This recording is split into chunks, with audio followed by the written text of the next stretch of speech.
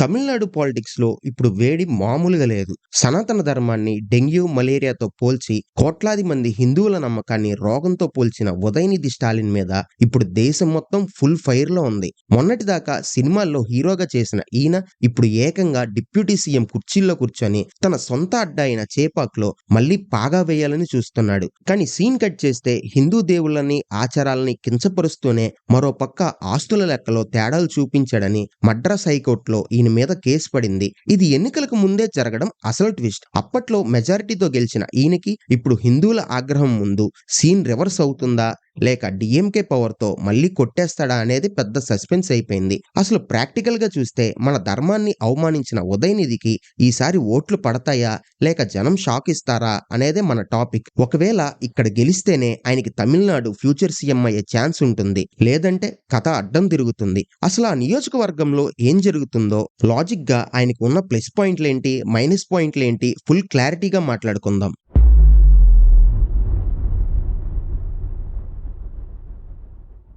అసలు ఈ ఉదయనిధి స్టాలిన్ అనే పేరు వింటేనే ఇప్పుడు దేశం మొత్తం ఒక రేంజ్‌లో రగిలిపోతుంది. ఎందుకంటే మనిషి చూడడానికి చాలా సైలెంట్ గా కనిపిస్తాడు కానీ ఆయన నోటి నుంచి వచ్చే మాటలు మాత్రం అగ్నిపర్వతంలా పేలుతున్నాయి. ముఖ్యంగా 2023 సెప్టెంబర్‌లో చెన్నైలో జరిగిన ఒక మీటింగ్‌లో ఆయన చేసిన కామెంట్స్ ఉన్నాయి చూడు, అవి మామూలు వివాదం కాలేదు. అసలు హిందూ ధర్మం మీద ఒక యుద్ధమే ప్రకటించినట్టు అయిపోయింది. సనాతన ధర్మాన్ని కేవలం వ్యతిరేకిస్తే సరిపోదు, దాన్ని డెంగ్యూ, మలేరియా, కరోనా లాంటి రోగాలుగా సమాజం నుండి పూర్తిగా తుడిచేయాలని ఆయన అన్న మాటలు విని ప్రతి హిందూ రక్తం మరిగిపోయింది.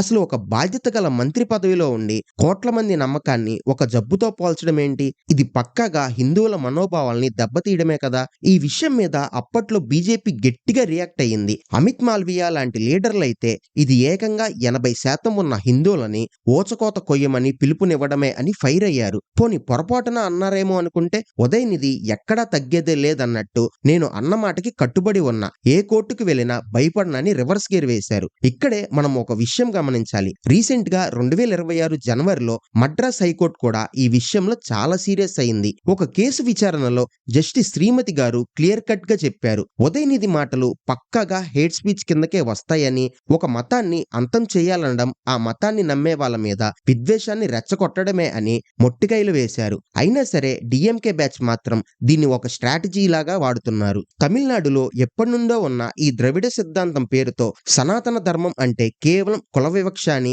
దాన్ని తీసేస్తేనే సోషల్ జస్టిస్ వస్తుందని జనాన్ని బ్రెయిన్ వాష్ చేస్తున్నారు. నిజానికి ఇది ఒక పెద్ద ఓట్ బ్యాంక్ పాలిటిక్స్. హిందూ ఓట్లను చీల్చడానికి మెజారిటీ మతాన్ని వ్యతిరేకంగా మాట్లాడితే ఒక వర్గం ఓట్లు పడతాయని వీళ్ళ ప్లాన్. మన హిందువులకి ఎలాగో ఎన్ని మాటలన్నా సిగ్గు లేకుండా తుడుచుకొని తిరుగుతాం కదా, సో దేవుణ్ణి నమ్మే సామాన్యులకు కూడా ఆ మతం మీద అనుమానం కలిగేలా చేసి వాళ్ళ ధర్మాన్ని దూరం చేయడమే వీళ్ళ మెయిన్ టార్గెట్ లాగా కనిపిస్తుంది. ఈ చేపక్ నియోజకవర్గంలో కూడా ఇదే సీన్ నడుస్తుంది. అక్కడ మెజారిటీ జనం హిందువులే ఉన్నా ఉదయనిధి మాత్రం ఈ వివాదాస్పద మాటల్నే తన ఆయుధంగా వాడుతున్నారు. ఎవరైనా ప్రశ్నిస్తే నేను కేవలం అన్యాయం మీద పోరాడుతున్నా అని కవర్ చేస్తున్నారు కానీ గ్రౌండ్ లెవెల్లో మాత్రం హిందూ సంప్రదాయాల్ని కించపరిచేలా ఆయన మాటలు ఉంటున్నాయి. దీనివల్ల చాలా మంది భక్తులు, సనాతన ధర్మాన్ని గౌరవించే వాళ్ళు ఈయన మీద పీకల దాకా కోపంతో ఉన్నారు.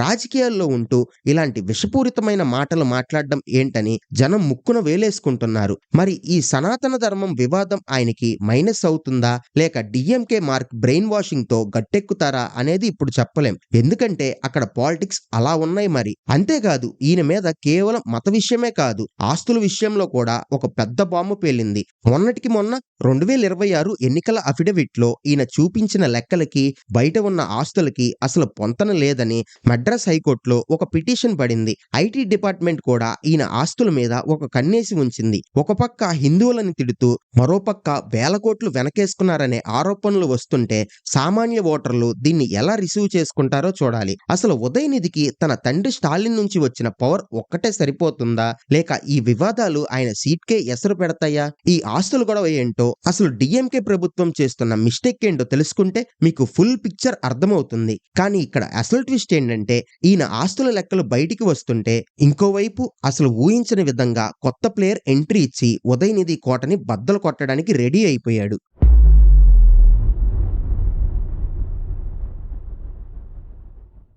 ఉదయనిధి మాటలే కాదు, ఆయన చేసే పనులు కూడా హిందువులకి మంట పుట్టిస్తున్నాయి. మొన్న ఫంక్షన్‌లో ఆయనకి ఒకరు గౌరవంగా నుదుటన బొట్టు పెడితే, కనీసం ఆ పెట్టే మనిషికి మర్యాద ఇవ్వకుండా కెమెరాల ముందే అసహ్యించుకుంటూ వెంటనే ఆ బొట్టుని తుడిచేసుకున్నాడు. అది చూసినోళ్ళకి ఎలా అనిపిస్తుంది చెప్పండి? నువ్వు నాస్తికుడివి అయితే నీ ఇష్టం. కానీ ఒక పబ్లిక్ మీటింగ్‌లో లక్షలాది మంది నమ్మే ఒక పవిత్రమైన గుర్తుని అలా అవమానించడం పక్కాగా హిందూ ధర్మాన్ని తక్కువ చేయడమే కదా! ఆ ఫోటోలు, వీడియోలు సోషల్ మీడియాలో వైరల్ అవ్వడంతో జనం బొట్టు పెట్టుకోవడానికి అంత అలుసా నీకు అని దుమ్మెత్తిపోస్తున్నారు. ఇక్కడే మనకి అర్థమవుతుంది ఆయనకి హిందూ సంప్రదాయాల మీద ఎంత వ్యతిరేకత ఉందో. ఒక పక్క రంజాన్ వస్తే టోపీ పెట్టుకుంటారు, క్రిస్మస్ వస్తే కేకులు కోస్తారు, కానీ హిందూ పండుగలు వచ్చినా బొట్టు పెట్టినా ఆయనకి ఎక్కడ లేని ఎలర్జీ వస్తుంది. ఇదంతా చూస్తుంటే ఒక పక్కా ప్లాన్ ప్రకారం జరుగుతున్నట్టు అనిపించడం లేదు? తమిళనాడులో డిఎంకే పార్టీ మొదటి నుండి కూడా హిందూ వ్యతిరేకత అనే ముందుని జనాలకి మెల్లిమెల్లిగా ఎక్కిస్తుంది. ఉదయనిధి ఇప్పుడు ఆ ప్రచారానికి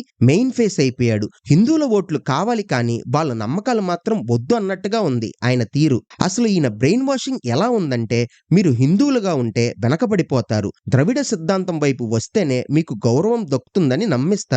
అంటే మన వేల ఏళ్ల సంస్కృతిని కేవలం కుల వివక్ష అని ముద్ర వేసి యువతని దేవుడికి ధర్మానికి దూరం చేస్తున్నారు. నిజానికి ఇది ఓట్ల కోసం చేసే ఒక పెద్ద డ్రామా. చేపక్ లాంటి నియోజకవర్గంలో ముస్లింలు, క్రిస్టియన్లు ఓట్లు మొత్తం పడతాయనే ధీమాతోనే ఈయన ఇలాంటి పనులు చేస్తున్నాడు. కానీ ఒక్క విషయం మర్చిపోతున్నారు. అదే నియోజకవర్గంలో ఉన్న లక్షలాది మంది హిందువులు ఈ అవమానాల్ని గమనిస్తున్నారు. అంతేకాదు, ఈయన చేస్తున్న పనుల వల్ల రాష్ట్రంలో లా అండ్ ఆర్డర్ కూడా దెబ్బతింటుందని టాక్ నడుస్తుంది. హిందూ ధర్మం మీద ఎవరు పడితే వాళ్ళు ఇష్టం వచ్చినట్లు కమెంట్స్ చేసినా ఈయన సపోర్ట్ ఉంటుంది, కానీ ఎవరైనా ఎదురు ప్రశ్నిస్తే మాత్రం వెంటనే కేసులు పెట్టి లోపల వేయిస్తున్నారు. ఇది చూస్తుంటే ఒక డిక్టేటర్షిప్ లా అనిపిస్తుంది తప్ప ప్రజాస్వామ్యంగా అస్సలు లేదు. ఇక ఈయన డిప్యూటీ సీఎం అయిన తరువాత ఈ ఆగడాలు ఇంకా ఎక్కువైపోయాయి. సినిమాల్లో ఒక రేంజ్ బిల్డప్ ఇచ్చినట్టు పాలిటిక్స్ లో కూడా పవర్ ఉంది కదా అని హిందువుల మనోభావాలతో ఆడుకుంటున్నారు. కానీ ఈసారి ఎన్నికలలో జనం సైలెంట్ గా ఉండి షాక్ ఇవ్వడానికి రెడీగా ఉన్నట్లు కనిపిస్తుంది. ముఖ్యంగా ఆ బొట్టు తుడిచేసిన సీన్ మాత్రం మహిళా ఓటర్ల మనసులో బాగా నాటుకుపోయింది. ఇక్కడ ఇంకో పెద్ద గొడవ ఏంటంటే, ఉదయనిధి మీద మద్రాస్ హైకోర్టులో ఉన్న క్వా వారెంట్ పిటిషన్. అసలు ఒక మంత్రి పదవిలో ఉండి రాజకీయానికి విరుద్ధంగా ఒక మతం మీద విద్వేషం చిమ్ముతున్నందుకు ఆయన్ని ఆ పదవి నుండి ఎందుకు తొలగించకూడదు అని కోర్టు ప్రశ్నించింది. అంటే చట్టపరంగా కూడా ఈయనకి ఉచ్చు బిగుస్తుంది. అటు ధర్మం మీద దాడి, ఇటు కోర్టు కేసులు, మరో పక్క ఆస్తుల లెక్కలు. ఇవన్నీ చూస్తుంటే ఉదయనిధి గెలుపు ఈసారి అంత ఈజీ కాదనిపిస్తుంది. మరి ఇంత వ్యతిరేకత ఉన్నా కూడా ఆయన గెలుస్తానని అంత కాన్ఫిడెంట్ గా ఎలా ఉన్నాడు? ఆ నియోజకవర్గంలో అసలు లెక్కలేంటి? లాజిక్ గా చూస్తే ఆయనకి ఉన్న ఆఖరి అస్త్రం ఏంటో నెక్స్ట్ చాప్టర్ చూస్తే మీకే అర్థమవుతుంది. అయితే ఇన్ని వివాదాల మధ్య కూడా ఉదయనిధి ఒక కొత్త మాస్టర్ ప్లాన్ వేశాడు. అసలు తన నియోజకవర్గంలో ఎవ్వరూ ఊహించని విధంగా ఒక భారీ స్కీమ్ తీసుకొచ్చాడు. అది ఆయనకి ప్లస్ అవుతుందా, లేక ఆ స్కీమ్ వెనుక ఉన్న అసలు రంగు బయటపడి ఆయన పతనం మొదలవుతుందా?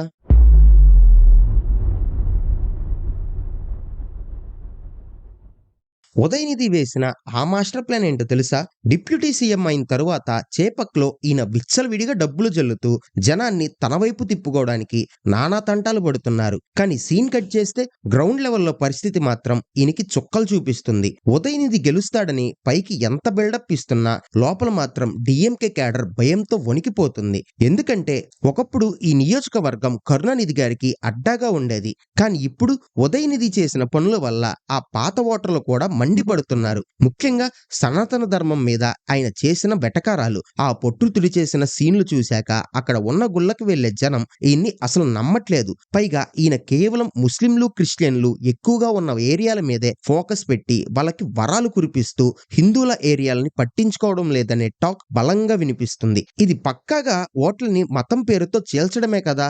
అంటే హిందువుల్ని సెకండ్ క్లాస్ సిటిజన్ లాగా ట్రీట్ చేస్తున్నారనే భావన అక్కడ పెరిగిపోయింది. లాజిక్ గా చూస్తే ఈసారి అక్కడ పోటీ చాలా టఫ్ గా ఉండబోతుంది. అటు అన్నా డిఎంకే, ఇటు బీజేపీ కలిసి ఈయనకి చెక్ పెట్టడానికి గట్టిగా ప్లాన్ వేశారు. వాళ్ళు ముఖ్యంగా టార్గెట్ చేస్తుంది ఈయన ఆస్తుల వ్యవహారాన్నే. అఫిడవిట్ లో కోట్లు దాచేశారని ఆరోపణలు సామాన్య జనంలోకి వెళ్లిపోయాయి. మాకు ఇల్లు లేదు, వాకిల్ లేదు, కానీ వీళ్ళకి మాత్రం వేల వేల కోట్లు ఎలా వచ్చాయి అని జనం ప్రశ్నిస్తున్నారు. దీనికి తోడు డిఎంకే ఫ్యామిలీ పాలిటిక్స్ మీద కూడా వ్యతిరేకత ఉంది. ఉదయనిధి నెక్స్ట్ సీఎం అని ప్రొజెక్ట్ చేయడం, పార్టీలో సీనియర్ సీనియర్లని పక్కన పెట్టడం వల్ల లోపల లోపల రగిలిపోతున్న వాళ్ళు చాలా మందే ఉన్నారు. వాళ్ళంతా ఎలక్షన్ రోజు ఉదయనిధికి వెన్నుపోటు పొడిచినా ఆశ్చర్యపోవాల్సిన అవసరం లేదు. ఈయన ఏమో ఇంకా తన సినిమా ఇమేజ్ చూసుకొని గెలుస్తానని కాన్ఫిడెంట్ గా ఉన్నాడు. కానీ పాలిటిక్స్ అంటే సినిమా కాదు కదా, ఇక్కడ రియాలిటీ వేరేలా ఉంటుంది. మరో ముఖ్యమైన విషయం ఏంటంటే ఉదయనిధి తన నియోజకవర్గంలో ఇచ్చిన హామీలేవి సరిగ్గా నెరవేర్చలేదని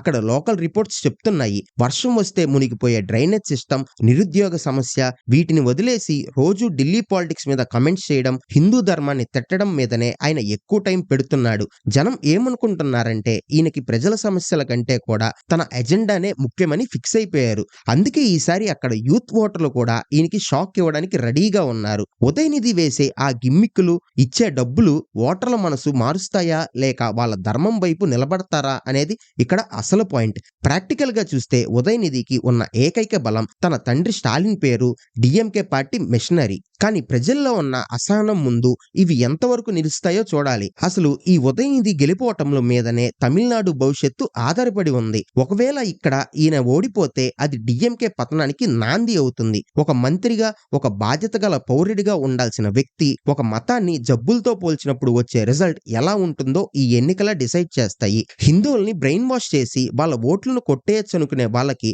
జనం బుద్ధి చెప్పే రోజు దగ్గరలోనే ఉంది. మరి ఉదయనిధి ఈ చుట్టుముట్టిన వివాదాల నుండి బయటపడి గెలుస్తాడా లేక తన అహంకారంతో కోటని కోల్పోతాడా? అసలు నిజంగానే ఆయన గెలిచే ఛాన్స్ ఉందా లేదా అనేది ఒక క్లియర్ కట్ అనాలిసిస్ తో ఫినిషింగ్ ఇస్తా, జాగ్రత్తగా వినండి. ఈ మొత్తం సీన్ చూస్తుంటే ఉదయనిధి పరిస్థితి ముందు నుయ్య వెనక గొయ్యలా ఉంది. కానీ అసలు క్లైమాక్స్ ఏంటో తెలుసా? అక్కడ గ్రౌండ్ లెవెల్లో జరుగుతున్న ఒక సీక్రెట్ సర్వే రిపోర్ట్ ఒకటి బయటకు వచ్చింది. అది తెలిస్తే మీరు షాక్ అవుతారు.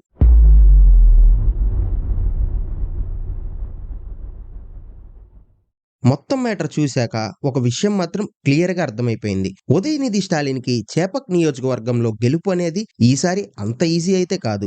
ఒక పక్క సనాతన ధర్మం మీద ఆయన చేసిన కమెంట్స్, బొట్టు తుడి చేసిన పనులు హిందూ ఓటర్లో ఒక రకమైన కసిని పెంచాయి. మెడ్రాస్ హైకోర్టు కూడా ఇది హేట్ స్పీచ్ అని మొట్టికాయలు వేయడం ఆయనకి ఒక పెద్ద మైనస్ పాయింట్. అటు ఆస్తుల లెక్కలో కూడా తేడాలు ఉన్నాయని ఐటీ ఎంక్వైరీ రిపోర్ట్ అడుగుతుంటే జనం వీళ్ళంతా మన ఓట్లతో కోట్లు వెనకేశారని ఫిక్స్ అయిపోయారు. ప్రాక్టికల్ గా చూస్తే డిఎంకే పవర్, వాళ్ళు పంచే డబ్బులు ఆయనకి కొంత హెల్ప్ చేయొచ్చు. కానీ లాజికల్ గా మాత్రం జనంలో ఉన్న వ్యతిరేకత ఆయన పొలిటికల్ కెరీర్ కి ఒక పెద్ద స్పీడ్ బ్రేకర్ లా మారబోతుంది. ఈ ఎన్నికలలో ఉదయనిధి గెలవకపోయినా లేదా మెజారిటీ తగ్గినా అది హిందూ ధర్మం మీద ఆయన చేసిన యుద్ధానికి జనం ఇచ్చే గట్టి సమాధానం అవుతుంది. ఫైనల్ గా పాలిటిక్స్ లో ప్రజల నమ్మకాన్ని, ధర్మాన్ని గౌరవించిన వాళ్ళకి ఓటర్లు ఎప్పుడు షాక్ ఇస్తూనే ఉంటారు. మరి ఈసారి చేపక్ తీర్పు ఎలా ఉండబోతుందో చూడాలి.